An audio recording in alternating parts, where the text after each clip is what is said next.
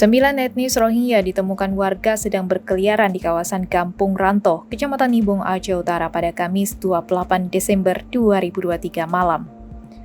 9 imigran Rohingya tersebut terdiri dari 4 laki-laki dan 5 perempuan, diketahui kabur dari kamp pengungsian di kawasan Pidi, hendak menuju Kota Dumai, Riau.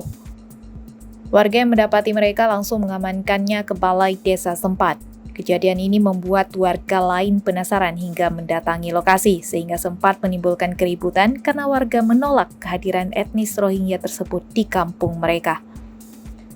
Kapolres Aceh Utara AKBP Deden Heksa Putra menyampaikan ke-9 etnis Rohingya yang kabur dari kamp pengungsian Pidi itu semuanya memiliki gelang kuning UNHCR.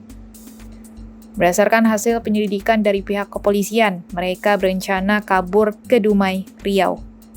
Deden menilai aksi kabur yang dilakukan oleh ke-9 etnis Rohingya ini karena lemahnya pengawasan oleh pihak UNHCR.